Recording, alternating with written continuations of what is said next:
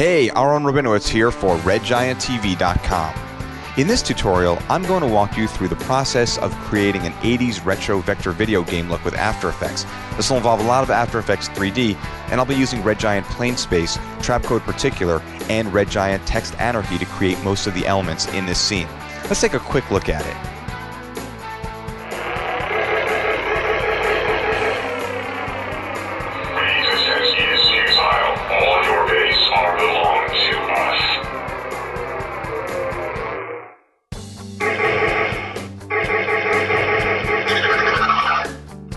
Now, the stuff that you're seeing up here at the top, the scores and the level information, are simple text layers and a shape layer in there, and I cover animating the score with no keyframes in Red Giant TV episode number 26, Score Working with Numeric Text. For the rest of it, we're not going to be doing this step by step to create a final outcome. Instead, we're going to break this whole thing apart and look at how each element was created so that you can create your own video game with its own unique look. Okay, so let's jump into it. I'll choose a composition, new composition, to create a new comp. I'm going to call this Cockpit piece. This is the cockpit of the ship that we'll be sitting in, and the width will be 100, the height will be 1000, and frame rate doesn't really matter, and duration, just as long as the project you're doing is going to be maybe even longer if you just want to have some extra wiggle room. I'll click OK. And as you can see, this comp is not like your usual comps. It's quite tall, very thin, so it's not a normal video comp, but we're just going to be using it to create a layer that's going to be a piece of the cockpit. So I'll select, just clicking in my timeline area here, I'll now double click on the shape layer, the rectangle shape layer tool, and it creates what I need. I've got a black fill, a stroke that's red, and you can just double click and change the colors if you want. And the stroke size is set to 14. But take note that we're only seeing 7 of those pixels from here to here. The other 7 are on the outside of the comp. Now you may wonder why I've done it this way, and honestly I've tried this several different ways and several different iterations. I've tried using solids with a stroke effect. This is what has worked the best for me, and hopefully if you find something better, let me know, but this works for the kind of work that I'm doing in this project. Okay, so I'm going to take the cockpit piece and I'm going to drop it into a new composition. So let's take this here, and I'm going to change the composition settings. We'll name this cockpit. So we're going to assemble the entire thing in this comp, and we'll set the width to 640 and the height to 480. And again, everything else should be as is. Okay, so with that done, I'm going to make this a 3D layer. And then I will choose Window. Again, with the layer selected, I'll choose Window, and we'll go with Cylinder Creator. Now, the Cylinder Creator is a great tool for creating cylindrical-like objects. It uses different layers and it kind of wraps them around until they create a cylinder shape. If you use a lot of layers for that, then you'll get something that's very rounded, and if you use a few, which is what I'm going to do, you'll get something that's more stylized in look. So I'm going to set the radius, that the radius should be set by the first 6 layers. In other words, I'm not going to give it dimensions, I'm just going to tell it to use the dimensions of the shapes that I've created and to wrap them around until they reconnect. In this case, I'm saying to use the first 6 that are there. And of course, you're probably wondering, where are the 6? I only have 1. So what I'll do is I'll also turn on repeat layers, and I'll set that to 5. So it repeats this shape layer 5 times, and then it'll wrap all of them around. So now I'll click on Apply. And as you can see, let me just change my active camera to a custom view. We now have 6 layers that are wrapped around in 3D space to create a very stylized looking cylinder. Now, I mentioned before that that this is the best way that I have found to do this. You may wonder why I didn't just take the shape layer in this composition and not pre-comp it and just have them wrap around. It has to do with the fact that shape layers don't really have exact dimensions, and so all sorts of problems kind of come around from that, from adding the cylinder effect to this, because they overlap in a weird way. You have to take my word for it. Feel free to try it, but I'm just telling you that I've done this before several times, and this so far has seemed like the easiest way to go. Okay, so jumping back into my active camera, I'm going to select this front layer right here, and I'm going to choose Effect, Color Correction, and Hue and Saturation, and I'll just change this to a blue. 235 should do it. just go to 235. I know that's the color I want. And just so you can see what I've done here is, let me switch back to my custom view, and you can see that we've got all the different layers arranged in a cylinder, except for this one, which is blue. They all look the same otherwise. Okay, we're going to take this cockpit composition, we're going to drop it into a new composition. We'll make a couple of changes here. The first is, I'm going to change the composition name. We'll call this full ship, and we'll also change the dimensions to 740 by 580 just to expand things a bit. And with that done, I'm going to make the cockpit a 3D layer. Now, remember, I'm with my custom view right now. Let me get into my active camera. And if I rotate this layer, well, you'll see that it's really just a flat layer. Yeah, the composition that contains it has all these 3D elements, but as far as After Effects is concerned, since I pre-comped it, it's now just a flat image of what was a 3D composition. So to get around that, I'll also turn on collapse transformations, and now when I rotate, as you can see, we have the full 3D aspects of it. So let's just rotate this 90 degrees. Okay, and I'm going to pull back just so I can see a little better, and let me bring this down just about so. And I may make some adjustments about positioning and whatnot, but for now, this is working for me, I'd say. Okay, looking good. So that's going to be our cockpit. Okay, let me just flash forward a bit. Okay, now I'm back, and in the space of that time, what I did was I created a bunch of other compositions very similar to the cockpit one. I have this red piece that I created, and then I created a cylinder based on that red piece, and then another one, a much smaller one that was a blue piece, and then another cylinder based on that blue piece. Put them all together and arrange them properly, and you get a nice spaceship sort of view like in the video game that we're emulating. And just so you can see, this is kind of how it breaks down. There's the piece in 3D space, there's the front of the turret right there, and then we've added in the other part, the rest of the turret, the long part, and then we did it with, the other ones. So we rearranged all of them to get this nice look, and now we're ready to move on to the next section. So I'm going to take the full ship composition, I'm going to drop it into a new composition. Go into the composition settings, and I will set that, let me change the name from full ship to, and I'll change that to game. And I'll also set its width from 740 to 640, and its height from 580 to 480, and I'll click OK. And that's really important because what's happening is that the ship comp is sitting outside the dimensions of the regular comp. We need it to be bigger because we're going to do some shifting around of this, and we don't want it to get cut off. So by having a lot of extra wiggle room here, we can do that. Let me just get that back to where it should be. And the next step is to create a new null object, and we're going to use this null object to control the position of this full ship, but we're not going to use it like it's not going to move a little bit and then the ship moves a little bit, and we're going to have it drag a lot and just sort of drag the rest of the ship along with it very, very minimally, just to create a little bit of motion based on this null's position. Let me show you what I mean. So I have my null, and I'll hit P to reveal its position property because I need access to that for the expressions I'm about to write, and I'll hit P to reveal the position of this full ship layer.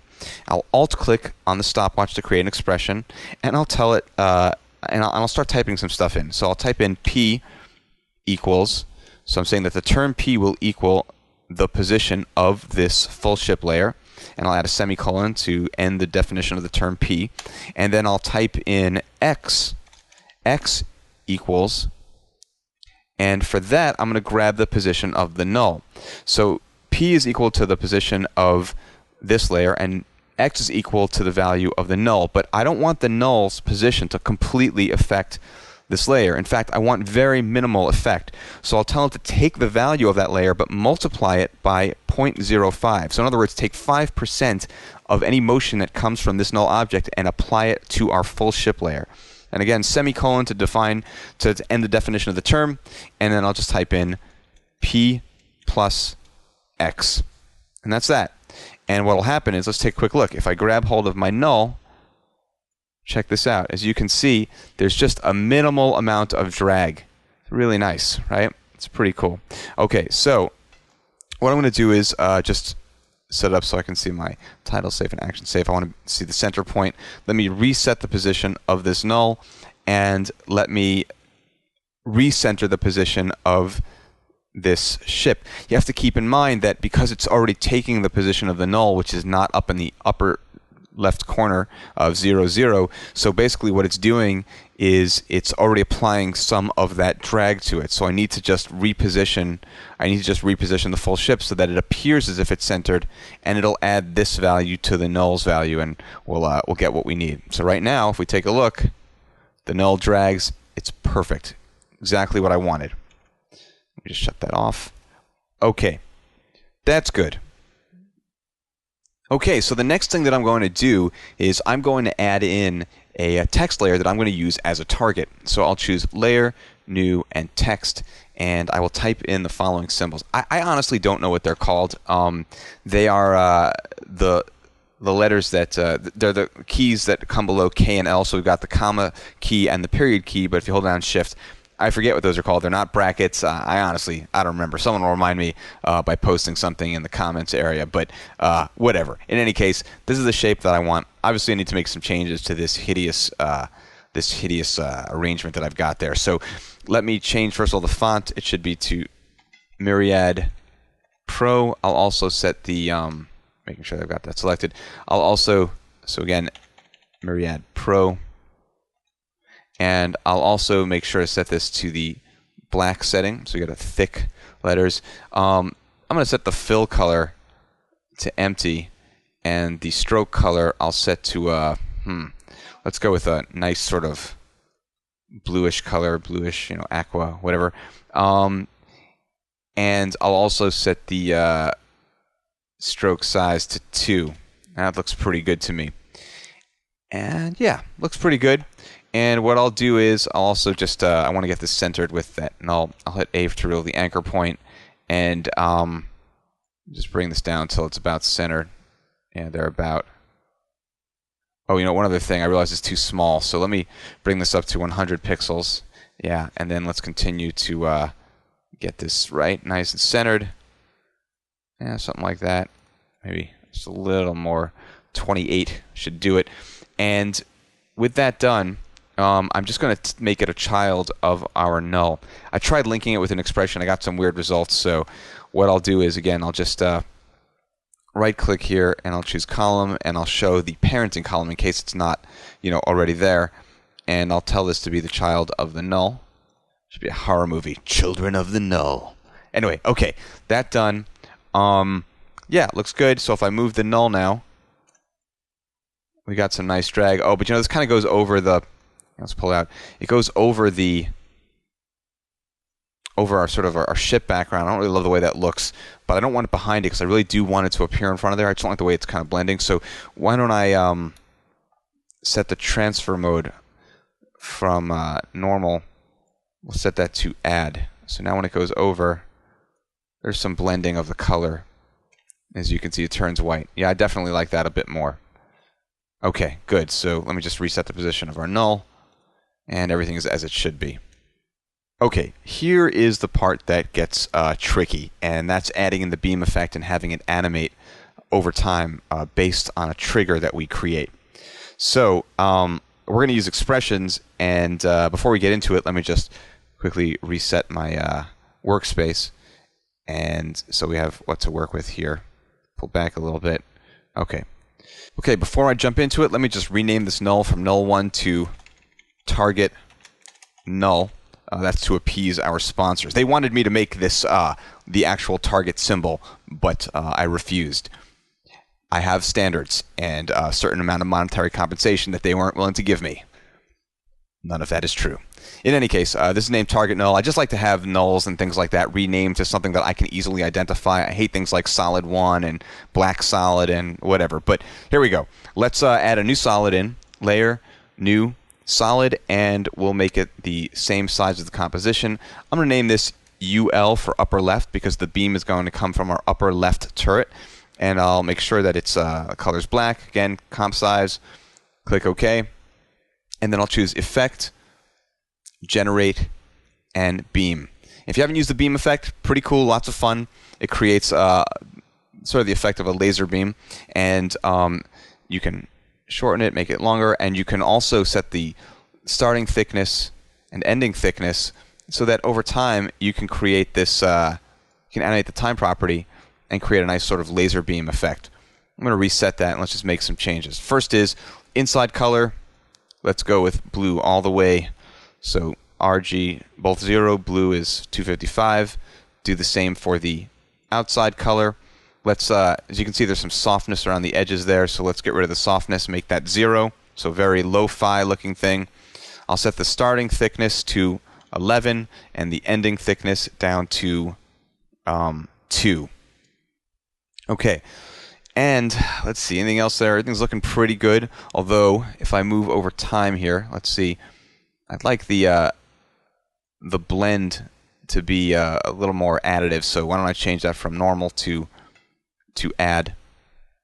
Actually, I don't even think it really matters too much, but it's going to blend with other layers that we're going to have behind it in the composition. In fact, truth be told, this should not be in front of anything here. This should be behind everything. So the beam starts, let's set the starting point. If the starting point were over here, we wouldn't see it when it's at the very beginning. So let's set the time all the way down to 0. As you can see, it's hidden. That's exactly what I want. Now I'm going to use some expression to control when the laser beam shoots and how all that works, but just so you can get an idea of what I'm going for here.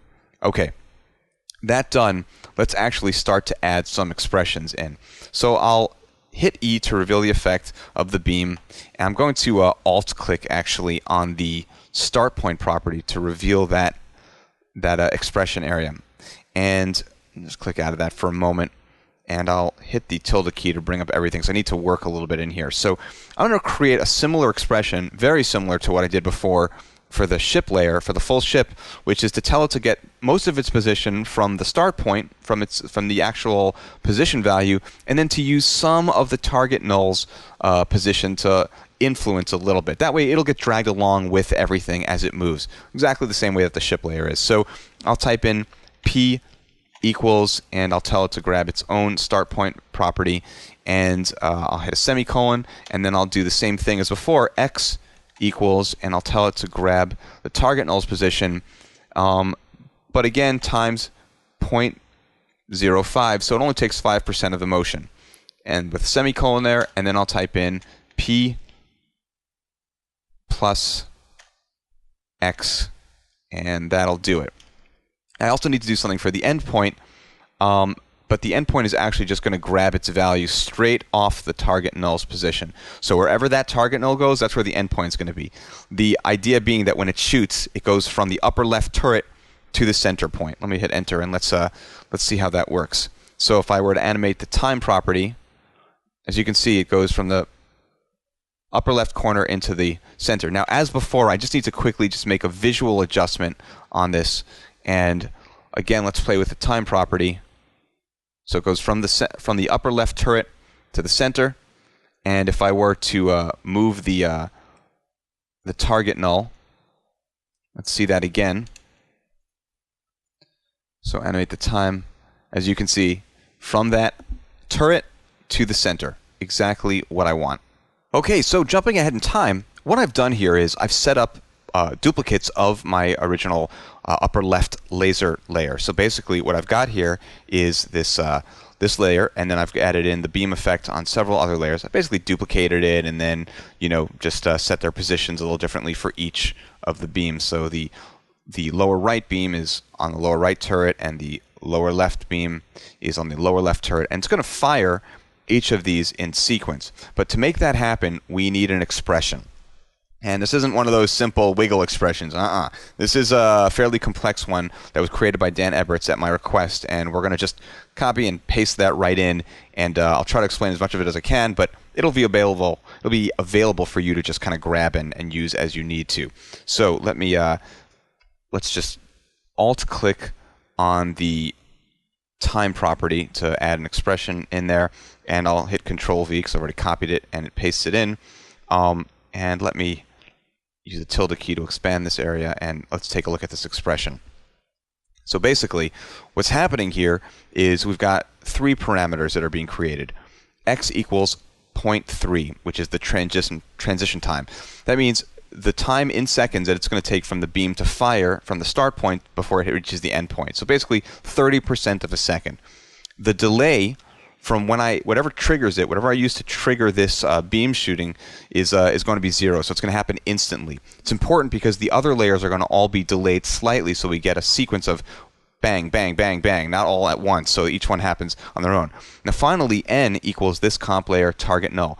It's using this because we're going to be identifying the layer that is going to have the triggers that will make the laser beams fire, and that's going to be our target null. We're going to put markers on that layer, and based on those markers, as you can see, we've got this whole thing about markers in here. It's going to use that to decide how things are fired. In addition, Dan did an extra one for me, which was to make the beam go back to the start value of 0 after it fires with everything, because otherwise it sits at the center. You'll have a little blue dot sitting at the center if you don't have the additional stuff to make it sort of run back in time to a time value of 0. In any case, let's take a look at this. So this is our first one. What I'm going to do is I'll select the time property, and I'll choose Edit and Copy Expression Only, and let's select all of these layers, and I'll hit Edit Paste. And let's just reveal our effects here, or rather EE to reveal our expressions. And we've got a bunch of them, but let's jump in here. And here, let me drag that down so that we can really get in there. And I'm going to set the delay from 0 to 0.05. So 5% of a second will be the amount of delay before it fires. And I'm going to go into the lower left one now. Again, EE to reveal the expressions. And I'll jump in here, and for the delay, I'll set that to, again, this one will be a delay of 0.1, which will be 10% of a second. And then finally, let's get this last one, again, hitting EE to reveal the expressions. And let's just drag that a bit so I can see a little bit more. Let's set the delay here to 0.15, so 15% of a second. So now what's going to happen is we'll get our first beam will fire, and then there'll be a slight delay, and then our second beam will fire, and then a slight delay, and our third beam will fire, and a slight delay, and then our fourth beam will fire. And just to now make that actually happen, to make the shooting happen, I just need to add markers into the target null layer. So if I put a layer marker by hitting asterisk, that adds a marker, and move down a little bit further, add another one right there. So let's take a look. Let's do a quick RAM preview. Right? So you can see we've got, every time we pull the trigger, we're getting laser beams firing. And if I separate these a little more, you'll get a much better idea of that. Right? So you can see laser beam fires, there's a delay, laser beam fires, right? And just so you can see that what's also happening is, remember, it's going to be following around this target. So why don't I just, for the sake of demonstration, I'll alt-click on the position, and I'll set in a simple wiggle expression that will wiggle the position, let's say 0.5 times a second. So every 2 seconds it'll wiggle up to 100 pixels. And we do a quick RAM preview. You can see the beams follow our target. Pretty nice. Okay, so we've just completed the first part of this this tutorial here, which is probably the most complex, and I'm pretty happy with it. So we'll continue on, and we'll start adding in our star field and some other stuff as well. Okay, so this next part is like crazy easy because we don't really have to do much work at all. We're going to use a preset, and that's for creating a star field. That's going to be the star field that's flying at us as we fly through space. Before I do anything else, I really just want to get rid of a bunch of the extra stuff that I don't need to see here. So I'm going to turn on the shy switch for my laser beam layers. All right, let's get all of those turned on. And I think that I can also, frankly, I can even do it for the full ship if that's what I want to do that. And in fact, I do. And I'm also going to turn on the shy switch for this right here, our target. So I don't need to see any of these things. And that's pretty much it. In fact, why don't I just lock them, because that way I won't accidentally select them or move them or do anything to them. Okay, so just for the moment, I'm going to make them shy so it's a little easier to work with. I'm going to create a new solid and make it black. And I'll set its name to particles, and I'll set it to the same size as the composition, and I'll click OK, and I'll choose Effect, Trapcode, Particular. And as you can see, we've got a bunch of stuff flying at the camera. Now, I could leave it at this and maybe make a couple changes, or maybe take some time with it, but really, I'm just going to grab a preset that's called Starflight. You can't see it on your screen, but it's there, and there's also a T-Starflight HD, which is for if you're working in HD, but I'm not. So T-Starflight, and I get a message that this preset was created in an earlier version of Trapcode Particular, and that's because I'm working in Trapcode Particular 2, and it was made in version 1 or 1.5, I'm not really sure. I'll click OK, and as you can see, we do a RAM preview, we've got our stars flying right towards the camera. A couple of things going on that I don't like. The first is they are rounded circular and very fuzzy looking, which is not lo-fi enough, because back in the day when we were playing video games like this, everything was square, rectangle, very little bit of anything was round because it was very hard to do. Also, they are appearing above, these shapes are appearing above the ship. They should really be behind it, these star shapes. So we're going to also change that as well. Let me choose Layer, New, and Solid, and I'll create a star shape. And by star, I mean a 10 by 10 white solid layer. Okay, and I'll click OK. And as you can see, there's our star shape. I'll jump into Particular, and I'll tell it to use, for the particle type, I'll tell it instead of using a sphere, it should use a sprite, which is just an image that it's going to use, and tell it to use the texture layer of the star, right? And there's one last thing, which is that the size is a bit too big. Let me set it to 1, and let's see how that looks. Yep, looking much more like it did back in the day. Let's make the star layer and the particles both, rather, just the star layer. Make the star layer invisible. I'm going to need to move these particles behind this ship. To do that, let me just unhide a bunch of stuff for a moment. Bring that down, and let's just bring it down to the bottom there. And then we can hide everything again. And if we do a RAM preview, so you can see the stars are no longer appearing above this layer. Now, there is one other problem. The stars start off with nothing in existence. So why don't I take this particle layer, just shift it down a bit in time, extend the end here, and so let's see how that works now. A little more, maybe. Okay, so as it starts off immediately, we've got stars coming at us, and it's looking good. Okay, now this next part is going to be much easier than the first part, but a bit harder, or a bit more complicated anyway, than the last part. We're going to be creating an asteroid, and we're going to be blowing it up. And to do that, we have to employ the use of an expression, actually several, but one in particular to overcome kind of a challenge. And it may not be clear, even in this example, what that is, but as we go, it'll become more understandable. Essentially this, I want to use this null that I've got linked to a solid, and as I scale it up, I want to push away all of the pieces that will surround it. And so our asteroid is going to be made up of several layers that all surround this null, and as the null scales up, they will move further away in z-space. Now, you can see as I do this, it does work. As I scale the null up, the solid layer moves away.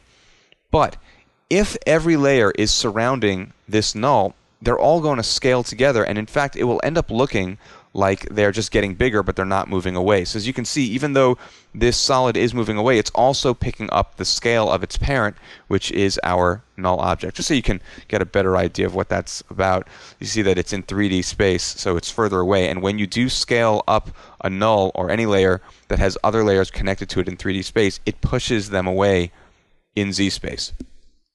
Okay, so with that example shown, and maybe it's not 100% clear yet, we're going to jump into building the asteroid, and from there we are going to then add some expressions and make a nice cool explosion for that.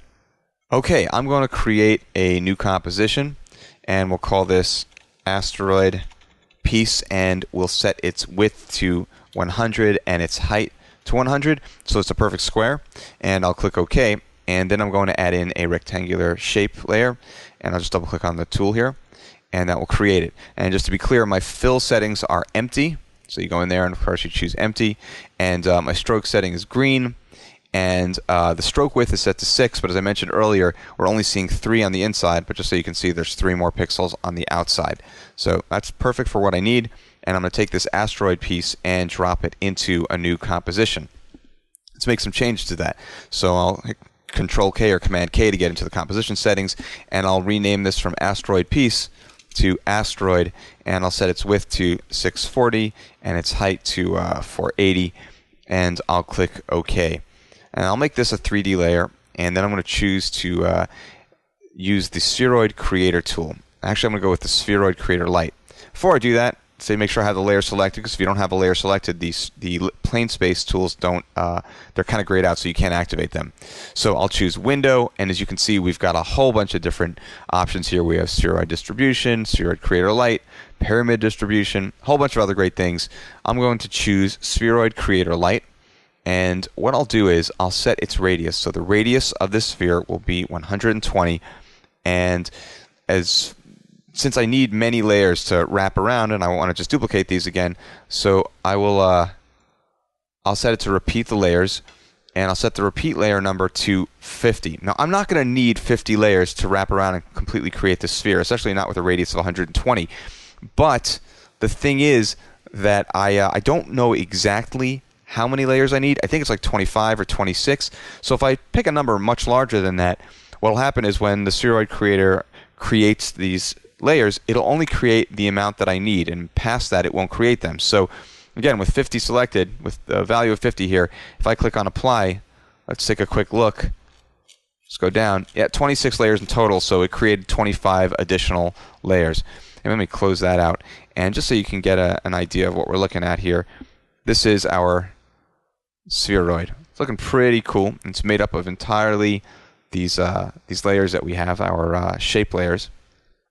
Actually, our pre-comp shape layers, but there it is. So going back into my active camera here, the next thing I'm going to do is add in a new null object. And I'm going to make all of these layers, so Control A and Command A, select them all, and I'll make them the child of this null. So what's going to happen is, and I should make this null 3D, when I scale the null up, so as you can see, they're actually moving away from it in 3D space, but they're all getting bigger, and so it looks like they're all just staying together as one piece. I need to get past this. I need to get around this. Find a way to make them all fly away from the center of this universe, which is our null. So that's where the challenge is presented, and we have to put in an expression that will do that.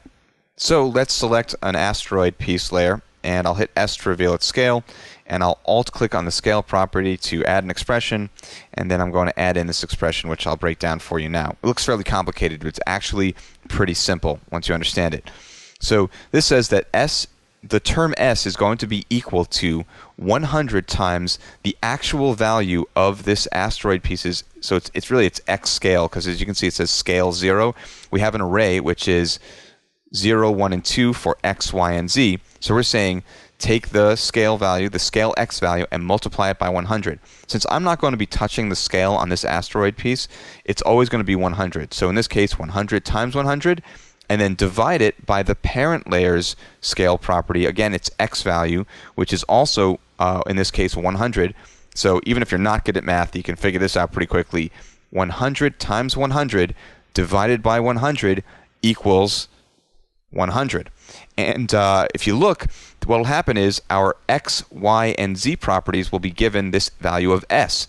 So we get 100, 100, 100, which is to say, 100% its size on X, Y, and Z. Now, that might seem like a fairly useless expression until you start changing the value of this null. So if this null were to have a value of an X scale value of 200, let's say, what would happen to our asteroid piece's scale value? So let's do the math. 100 times 100 divided by 200. And that comes out to 50. In other words, as this one doubles in size, this one becomes half the size. So if I set the scale now to 200, watch what happens. Now, it says 50%. I know you're looking at this, you're like, that doesn't look any smaller. Keep in mind, we only added it to one layer out of our entire spheroid. So if I were to switch over to my custom view here, and I'll just zoom out so you can see it. right? And keep an eye on this layer right here. As I scale, it does not change its size. The other layers right now are scaling up because they're still using the old system for scaling away from the null, but this one with the expression remains the same size. So let me just bring ourselves back to 100 here and get back into my active camera. What I'll do is I'll copy the scale expression by choosing Edit, Copy Expression Only, and I'll hit Control A or Command A to select every other layer here, and I'll just unselect my null, and I'll choose Edit, Paste, and now the expression has been copied into every other layer. And if you watch, as I scale up this null, the other layers all move away while visually remaining the same size. Pretty cool. Okay, let's bring this back to 100, and we'll move on. Okay. Now, before we jump into any more expression work, let's just set some keyframes for this null scale over time. So I'm just going to add a keyframe. I'll click on the stopwatch at the first frame with a value of 100, and I'll jump down to the 2-second mark, and I'll set this to 2000%. So over time, over the 2 seconds, it will scale from 100% up to 2000%. Now I'm going to use this animation that I've just created to drive both the rotation and opacity of our other layers in this comp, all these asteroid layers. So the goal is to have them spin away and disappear over the course of those 2 seconds. So with that done, what I'll do is I will bring up the rotation property for the asteroid piece, and I'm going to add an expression. But before I do, I want to point something out. The PlaneSpace tools, generally speaking, when they set up the layers rotations in 3D space to create something like this, because again, you have to rotate layers differently to get them to be arranged this way, it uses the orientation and not the rotation. And that's really helpful because if you want to rotate stuff later, you don't have to add the values that are already applied to other rotation values. They're already set in orientation, and they're completely independent of the X, Y, and Z rotation, which means you can work with simple math, 100 degrees, 360 degrees, whatever you want, without having to consider additional values that would normally be found here. So in general, when I work in 3D, if I'm setting up a layer's position and rotation, I try to work with orientation and then save the rotation values for actual animation and keeping it simple. In any case, I'm going to work with the X rotation, and to do that, I'm going to Alt-click on X rotation, and I'm going to tell it to take its values again from another layer and do some math. So let's just set this up. We'll type in X equals, and we're going to grab hold of this null scale X scale value, right? So X is equal to that value, and add a semicolon in to just end the term. So we're saying that the term X, is equal to the value of the null's X scale. And what we'll do is we'll then add in a linear function. And a linear function is a great tool for converting values from one property to values that make more sense for another property. And you can find a really in-depth tutorial on this. It's not a long one. It's like maybe 6-7 minutes long on my site at allbetsareoff.com, and the tutorial is called Expression Tips Number 1, and it's a really cool explanation of how this works. So I'm not going to spend too much time on this, but you'll get an understanding as we work. So we'll type in the following: linear, open parentheses, X, comma, 100, comma, 2000, comma, 0, comma, 270, or sorry, 720. Okay, and we'll close that out. And what this basically says is we're going to take this value of X, which has a range of 100 to 2000, and we're going to convert that to rotation values of 0 to 720. So over time, when this is scaling up from 100 to 2000, this will rotate from 0 degrees to 720 degrees on the X-axis. Okay, and with that done, let's take a look. Now, your initial reaction would be like, I don't see anything. And that's because, don't forget, we are only working with one layer right now. We haven't actually added anything to the other layers, so only this top layer. So if we take a look, and again, let me select that, see if we can see that a little more clearly. Right, you can see, and let me solo it even, maybe so you can get a better idea. You can see that it is rotating in 3D space on its X-axis. Okay, so let's take this X rotation property with all of its expression work in there, and I'll choose Edit, copy expression only, and I'll hit Control A or Command A to select every layer in there, and I'll deselect the null layer, and then I'll choose Edit, Paste. And if we take a look now, we can see that they all rotate away, and I'll do it really slowly. Right? See, they're all rotating as they spin away. So the next thing to do is to work on the opacity. So let me hit T for opacity, and again, let me go back to my rotation property, and to make this as really simple as possible, let me copy this expression. So Control C, Command C, and I'll hit T for opacity, and I'll alt click. I'm going to paste the exact same expression in, except I'm going to change the linear values for the opacity from 0 to 720 to 100 and 0. And what that does is that says as this null layer scales up from 100% to 2000%, the opacity should go from 100% down to 0. And it evenly spaces out those values based on the speed at which these values are happening. So as it goes to 100 to 2000 over 2 seconds, it will go from 100 down to 0 over those same 2 seconds. And again, let's just take a look at it over time.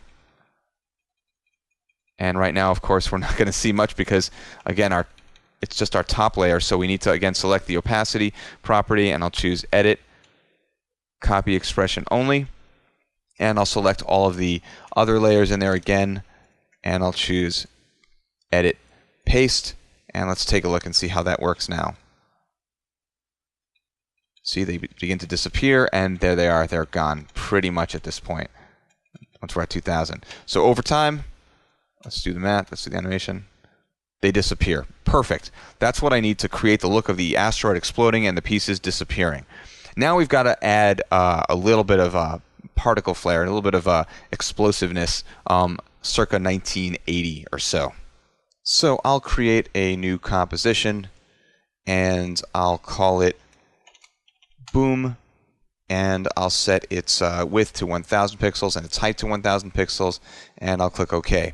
I'll just pull back so we can see the whole thing. And I'll choose Layer, New, Solid, and I'll just call this Explosion, and I'll set it, again, comp size, and I'll click OK. Great. And then I'll choose Effect, Trap Code, Particular, and we'll make some changes. But just so you can see, we've got our particle system there. Make a couple of changes here.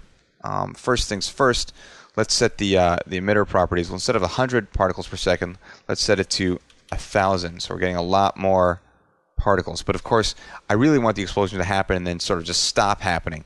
So for that, I need to set some keyframes, and I'll set a keyframe at the first frame with a value of 1000. Hit U to reveal my keyframes, and I'll zoom in a bit. And I'll set this to be a hold keyframe. So right-click on it and choose Toggle Hold Keyframe, which means that it'll hold this value until the next value comes. And so I'll move down 2 frames in time, and I'll set the particles per second down to 0. So we get a boom, and then that's it. They're gone. Right? They stops emitting. Okay. The next is, it's not moving fast enough though. It's a bit slow. So let me set up my velocity to 400. Right? So now we do a quick RAM preview. Alright, they go. Now the problem that we're seeing is that the particles are running off the edge of the screen, and I want them to not do that. I want them to disappear before they reach the boundaries of this composition. So we need to make some changes to the particle properties. So for starters, jump in there, and I'll set the life to just 1 second long. Now they're going to pop out of existence, which is not quite what I want, but we'll work with that. Also, I'm going to set the sprite. You see, the thing is, I want to set the sprite from the current shape, or rather, I want to set the shape of the particles from the current shape to a sprite particle, and I'm just going to reuse our star. And you can see these are circular and they're fuzzy at the edges. That's really not very circa 1980s. The graphics back then were not quite as smooth as that. So what I'll do is I will jump in here and I'll grab my star, and I'm going to drop it in here, and I'll make it invisible. And what I'll do is I'll go back into my particular effect, and for the particle type, I'll set it to sprite, and for the texture, I'll choose star, But actually what I realized is I want to change this from sprite to sprite colorize. I'd like to change the color of it. So with that done, I can jump in here and just give it a nice pale green. So it sort of matches the asteroid, but not quite. And we'll click OK there. And let's see, the size is a bit big, so why don't I bring this down to 3 and do a RAM preview now. And it's good, except it all just kind of disappears. So I do need to change the way the opacity changes over life. So opacity over life, I'll twirl this down, and let's just pull this out so I can see what I'm doing here. And what we'll do is we'll set the shape of the opacity so that it goes from being fully opaque down to not really opaque. I'll just choose this one, but I really like it to hold its opacity a bit before it disappears. And now we're looking good, and I'll just smooth this out. There we go. So at first, for the first few frames, we get fully opaque, and then it'll slowly, over time, disappear until it's invisible. So let's do a RAM preview now. Let me pull out a little more so we can see the whole thing. Looks good. Fits in the space. So now I'm going to take this boom composition, and I'll drop it into the asteroid composition. So here's our boom. And I'll just drop this in here, and we can see we've got a nice explosion. But of course, it's happening. It's a two-dimensional layer, so I'm going to make this 3D. So now it kind of fits with the look here. And let me just bring this to my active camera. I'll zoom out just for a moment. Looks good. Looks good. Okay, good. So there we go. We've got our nice exploding asteroid. And the only problem is that when we take this asteroid composition and we drop it into our game composition, the moment it's in there, as soon as a layer comes into play, it will explode. The asteroid's going to explode because after the first frame of animation, there's an explosion. It doesn't. It starts off, together, and then it just immediately explodes. So we need to take control of the timing of this layer and make it hold this first image for a long time, and then explode until we see nothing.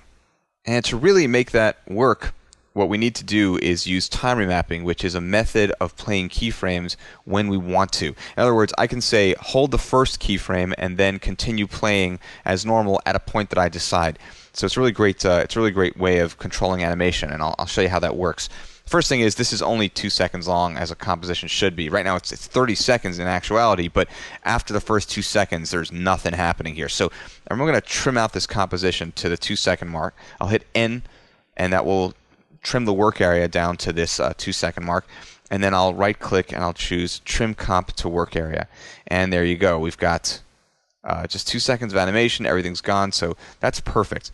What I'll do is I'm going to take this asteroid composition, and I'm going to drop it into the game comp. So let me just drop this right in here, and let's say, and this is just an example of how it would be used. Obviously when you're setting up your animation, you're going to want to do this timing-wise, however you do it. But let me choose Layer, Time, Enable Time Remapping. You can also hit Control-Alt-T or Command-Alt-T. And right now, as you can see, it plays and it disappears right from the first frame. It just kind of goes. What I can do is, let me drag this out. I can drag down these keyframes, so it will hold the first frame there until it reaches this first keyframe, and then it will explode, right? So what I've got is the ability to make this layer, sort of this asteroid, fly towards the camera and explode. Now I need to make this a 3D layer so I can move it in 3D space, and I also want to collapse transformations so that its 3D properties are kept in there. And what I'll do is I'll set the position for the asteroid. Let me just bring it all the way back. Let me go to like 2000 in Z space. Nah, even more than that. Let's go with 3000. Man, I'm just going to hold down the Shift key and drag this thing until it's really far away. It's looking pretty good. Okay, good. And what I'll do is on the first frame, I'll set its opacity to 0. And I'll move 10 frames forward in time, and I'll bring its opacity up to 100%. And let me hit U to reveal the keyframes. And so let's bring this up. What is that? 2 seconds and 20 frames. I'll bring this up the position in Z space, and I'll set a keyframe here. bring that's the current keyframe, bring it up to here. We'll bring it down to the 0 mark. It's right up front, maybe a little further back. And so the asteroid over time will fly towards the ship, and it'll get shot, and it'll explode. I feel like that's moving a bit too slow, so why don't I bring everything a little bit closer. Just want to have a more intense feel, right? Okay, so what we need to do now is just make the laser beams shoot at this asteroid and blow it up by this point. So remember, it's about a third of a second, so 1, 2, 3, 4, 5, something like that, 4 frames maybe, 3, 4. I'm going to add an asterisk. I'm going to hit asterisk to add a time marker to my target null, and that should make it start shooting at the layer. And there we go. Kaboom. So let's watch that again. So here we go. Boom. Nice. All right, and so I'm going to add in a bunch of these and have them flying towards the ship, and they're being destroyed as they go. Oh, you know what? One last thing, of course, which is to move the asteroid layer behind the other layer so that when it explodes, it's not over everything. So quick RAM preview again, and we can see that it's behind the ship. It's not in front of it. Great. Cool. Now, the another thing that I want to do here is to create an alien cube. That's what I'm calling it. Not the Borg, because then I could get sued. We'll just call it an alien cube. So let me create a new composition, and we'll set it to, we'll call this cube wall, and I'll set it to 400 by 400, and I'll click on OK. And then I'll create a new solid, and let's make it, not that the color really matters, so I'll just click OK with it. We'll just actually change the name to wall, and click OK. And I'll choose Effect, Noise and Grain, Fractal Noise, one of my favorite After Effects effects. And we'll just make some basic changes to this. We'll set the noise type from soft linear, we'll set it to block, which creates these nice square shapes. And we'll set the complexity down to 1.5. Okay. And then we'll choose Effect, Stylize, Find Edges. And that's already looking pretty good, but we also need to make some changes to the colors. So I'll choose Effect, Color Correction, Tint, and I'll set the map black color to bright green. Just a bit like there, to match basically our other enemies, which is the asteroids. And I'll set the map white color to black, and we get this. And then finally, one last thing, and that's going to be choosing Effect, Stylize, and we'll go with Mosaic. And I'll tell it to set the horizontal blocks to 100 and the vertical blocks to 100 as well. And we'll tell it to use sharp colors. So we get some nice, just some very simple colors, some very bright greens, a few that are a little darker, and pretty much that's it. And so you know what we're doing there is by setting it from 100 to 100 blocks when a thing is 400 pixels wide, we've basically reduced the resolution to 25% of its original resolution. And now I'm going to just add in a new shape layer over the entire thing. And again, we've just got our fill that's empty and our stroke that's green, and outside it's 6 pixels wide. Why don't I just add that in? And that looks a little small edgewise. Well, it could be okay, but why don't I bring up those edges a bit, maybe set it up to 8. Looks pretty good. I like that. So now we've got our cube wall. Let's take the cube wall and drop it into a new comp. And I'll go into the comp settings, and I'm going to set this to just, we'll just call it cube. And we'll set the size to 640 by 480. And I'll click on OK. And with it selected, I'll make it a 3D layer. And I'll choose Window. And let's choose Box Creator Light. And this is another one of the PlaneSpace tools. And of course, you can do a lot of what's being done in PlaneSpace. You could do it by hand, but this would take a lot of time. I don't even want to think about with the spheroid, what kind of work that would take. This cube one is a fairly simple one.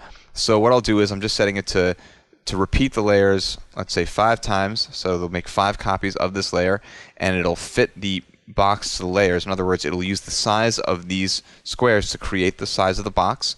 And we have it set for active faces. It will create one side for each of these. It'll create one layer for each of these faces, which is everything: front, right, back, left, top, bottom, all of that. And I will click on Apply. And if we switch over to our custom view here, you can see that we've got a nice looking cube. But what I really realized is I'd like them to all interact so we can maybe see through the cube a bit. I'm not sure if I'm sold on that just yet, but let's take a quick look at that. If I select all of them and I set them all to screen, that's pretty cool. I kind of like the way that works. I like the way it looks, and you can decide if you want to go with that or not. I'm gonna for this exercise, let's leave it showing all of the inside there just that way. And of course, you know, we can then take this 3D box that we've got here, this 3D cube, this alien cube, and we can drop this into our game comp. So let me just jump back here and go into my project settings rather, and let's take this cube and just drop it in, and I'll make it a 3D layer, and I'll collapse transformations.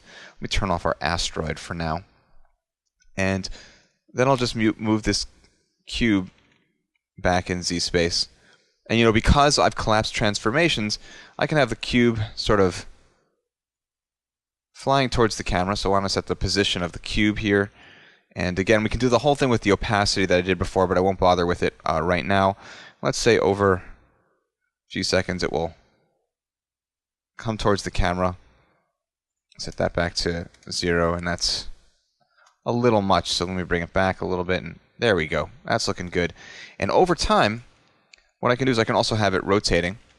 I can just do some Y rotation. I'll alt click on that, and I can type in time times, I don't know, 120. So for every second it will rotate 120 degrees. Let's see what happens. It's looking pretty cool, and there it comes. We're shooting at it. Maybe we'll have it explode, maybe not. But you see how that looks? It's pretty cool. And what I might also want to do is just have it sort of ease into the position. So I want to just right-click on that, and I'll choose Keyframe Assistant. And you can't see this on your screen, but I'll just choose Easy Ease In. So now it kind of flies up to the camera, and it sort of stops there. And then we're going to get the message that it sent that you saw in the video at the beginning. So hey, let's not dilly-dally here. Let's add some text in for creating our message. So let me create a new composition, and we'll call this message, and I'll make it 500 pixels wide by 100 pixels high, and I'll click on OK, and I'll add in a new solid, either a new shape layer, a square, with a black fill and a green stroke, and just double click to add that in. And then I'm going to add in one of Red Giant's text Anarchy effects. So I'll choose Effect, Red Giant, and Text Anarchy's Type On. So it's just going to be called Red Giant Type On, and we'll change this font from Times New Roman. We'll go with OCR A Standard, and I'm going to paste in some really classic text. Message from Cube: resistance is futile. All your base are belong to us. All right, and I'll click on OK. And we're not going to see anything right now, so let me just get into here and set the completion up for the type so that we can see the whole thing. I'll bring it right to about there, and let me turn on Composite on Original so we can see our original background, including this outline. And just like that, let me scale up the character here, the text, so we'll bring this up to 19. And let's set up the leading to 11, right? So turn it up to 11. Yeah, so now we've got some space between it. Let's get into our main setup here, and I'll change the colors of the text. We'll go with some nice green and a little bit of white, which you're not going to see anything until I turn on random color. And then you got some nice randomness going on there. So just randomly bringing up different colors. I would also like to have the text written out over time by a cursor. So let me just bring up my type and cursor setup. And for the cursor, I'll choose a leading square. So this square will lead out over time. And if you watch, if I animate the completion, you can see that the square is in front of it. I'm also going to set it to blink every 15 frames. So let me just check that out now. So there it goes. Yep, that's good. And let's just animate over time. let's animate the text being written out. So I'll set the completion to 0 at the first frame, and I'll go down to about 6.5 seconds. And this is, of course, determined based on audio if you've got it. If not, you can just time it out. But I'm working with audio, or at least I have audio in my final comp, and I know that this is about 6.5 seconds before the text is fully written out. And I'll set the completion up to 100. And a quick RAM preview, and over 6 seconds, we're going to see this text written out. Great. So what I can then do is I can take this and I can drop this into my my game comp. So jumping back here, let's take the let's take my message layer, and I'll drop it right in here, and it comes over the it comes over everything. It should anyway. And yeah, let's just do this. Let me reveal this. I'm going to bring this, make sure that it's over the target. I want to see this above all else. And let's hide everything again.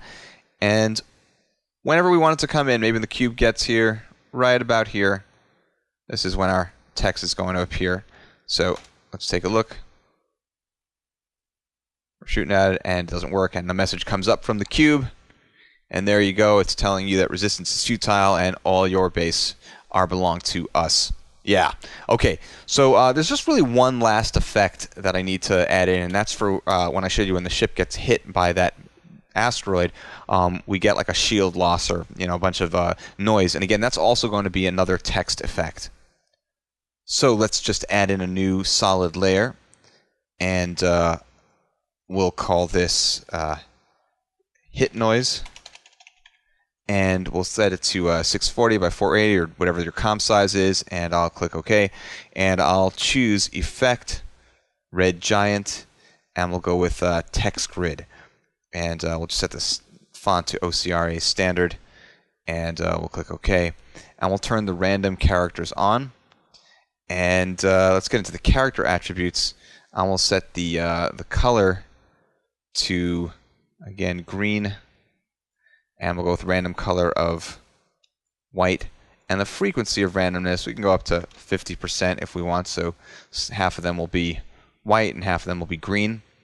And we can go for the rate of change. Why don't we say, right now it's doing every single frame, why don't we go rate of change of 3, so it's every 3 changes, every 3 frames that the text itself changes, although the colors are changing.